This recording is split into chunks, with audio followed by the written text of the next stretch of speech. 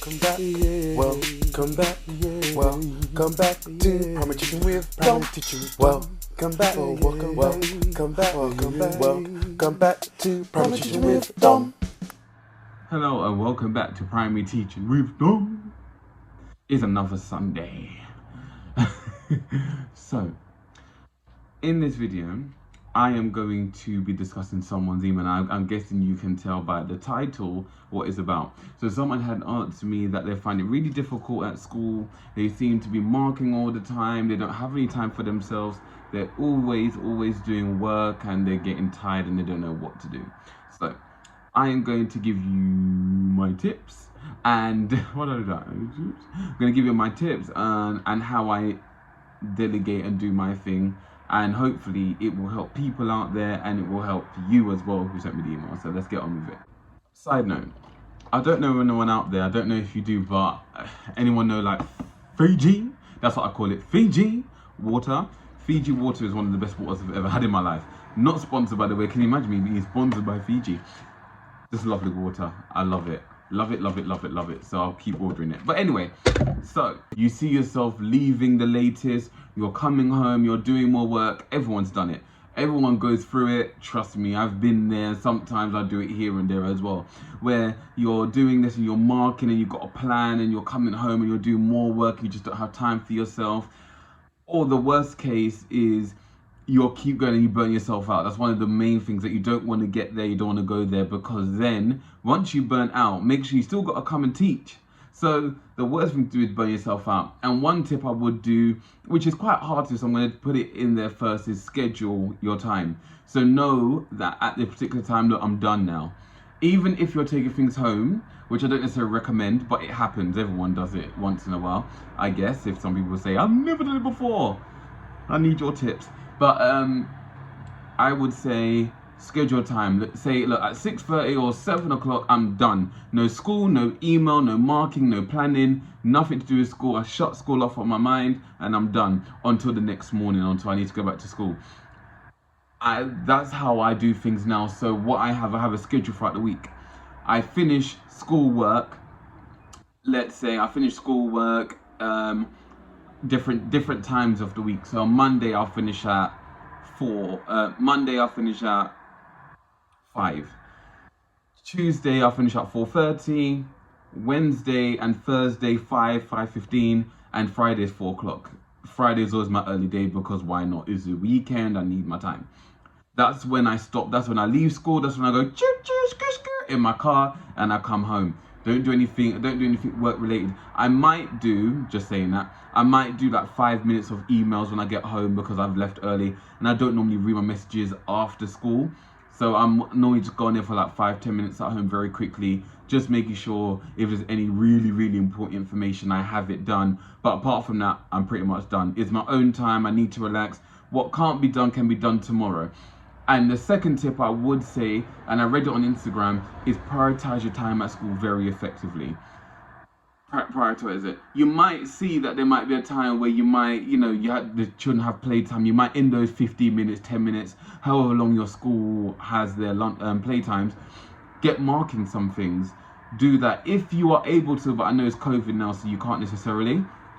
But before COVID and after COVID, what I would do called live marking, where you kind of go around and tick as you are looking at children's books. So if you're helping a child, as we always do, you would then look at the work, you would tick. Oh, well done, you're doing so well. Okay, this is your next step. And you will go around and you might look about, oh, they got that question right, and tick. So it means at the end, you don't have 30, 21, however many children you have books to mark. You have half of that. Or if you're really good and very effective, you might have 0 to mark at the end because you already did it all. So just prioritizing your time that way. The next one and that also includes after school, when you finish and you come upstairs, sometimes you might need to not socialize as much after school. Just get marking or go into your friend's classroom you're going to socialize. That's if you can, by the way. I don't know about COVID rules in your school, but after, what I usually would do, if you're in the same bubble, I think is okay. I would take my books into my friend's classroom, kind of sit away, COVID times, and then and if you can, then I would mark in my friend's classroom as I'm socializing. So as you're busting jokes and you'll be marking, and you can do that as well. So do prioritize your time a lot. If you just are the person that leaves things until the end, you are gonna find you're going to have to do all that marking and do all of that after at the end. Now, the next bit I would do is prioritize the most important things in the day and do it. So let's say in my day I would have an ISP for a child, an individual support plan, that needs to be done in 2 days. And then actually, let's forget how far it needs to be done. Let's say there's an ISP that needs to be complete. I've got 60 books to mark. I've also got to call a parent. I've got to email a couple of important documents and clean my classroom and do the timetable. The first thing on my mind is the ISP. The next thing on my mind is this important email that needs to be done, because books can wait to the next day. Trust me. Unless you have to do like an assessed piece of writing that needs to be marked, that's a bit different. But even then, sometimes it can't always be done. But the most important thing to me at that time would be the ISP, because the individual support plan is needed to support them, and that needs to be sent off if that needs to be done the next day. If the ISP needs to be done next week, why are you doing it tomorrow? Leave it till a day before or 2 days before, depending on how long it is, and get other things sorted. If something needs to be done in a week, leave that. Don't do it all in one. Don't try and cram it in, because what's going to happen is, when it comes to teaching, there's so many things that can be done every single day. With teaching, it never stops.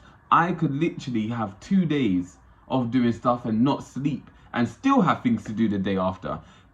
It's a continuous cycle. Leave the books to the next day. Mark half of them and then leave the rest for tomorrow. You can't do everything in one and you'll burn out. I've been there where I've been there where I've gone to school at 7 and I leave at 6:30. I come home and I do even more, just because I want to get it done. I want to get it out of the way. I want to have a clean slate. I'll clean the classroom, tidy the tables and all that. I would put the new daily timetable up. I'll mark this 60, 90 books that I need to mark. I'll do the emails. I'll do the ISPs. I'll do this and I'll do that. And where's the time for you? Absolutely nowhere. Teaching is an evolving kind of day. New things crop up every single day. What you can't do is keep on top of everything. But what you can do is keep on top of the most important things, make a schedule and be like, I'm doing this, I'm doing that, I'm doing this, because your life will be a lot simpler. Me, myself, and I personally, what I've done to change this year, especially, where I don't feel as burnt out as I did the past couple of years, or especially my first year, is that I have time limits. I use my time at school more effectively than I used to. I definitely, when there is time, when there is an available time, I get marking. So at the end of the day, I don't have 90 books, I have 30 or 40. I mark as I go along, I check the understanding, I make sure that when I'm socializing, that I have done enough beforehand. I just prioritize my time. I do come in earlier in school because I like coming in early. It's just something I like to do. But during that morning, that hour and a half that I have, I'm at work, I'm marking, I'm printing, I'm doing everything I need to. I'm getting it all in. And even when the children are in, when they're doing early morning work, I don't necessarily need to help them as much during early morning work. They can ask me questions, but I have my TAs that can help as well. So I ask them to, can you just help them with that while I just quickly mark these last 2 books. So prioritize your time if you have the time. Does that make sense? The big thing as well is taking time off for yourself. I try not to work on the weekends, but it does happen on Sundays a little bit for me. But on Saturdays, I don't do any work at all. I've had that rule for over a year now. I don't work on Saturdays whatsoever, because teaching is part of your life, but it's not your life. I love teaching, but teaching is not my life. I'm my life. I've got to have the day where I just switch off and just be me, where I sit down and be lazy for the whole day, where I sit down, I might walk outside or run outside, I might go eat all my junk food. You know me, I love to talk about food. All those different things that I love to do, I do on a Saturday. And if I'm going to work on Sunday, I'll do it like later on, and I'll only take like an hour. I won't do much more than that, because the week is for school my weekend is for me, and that's how I roll.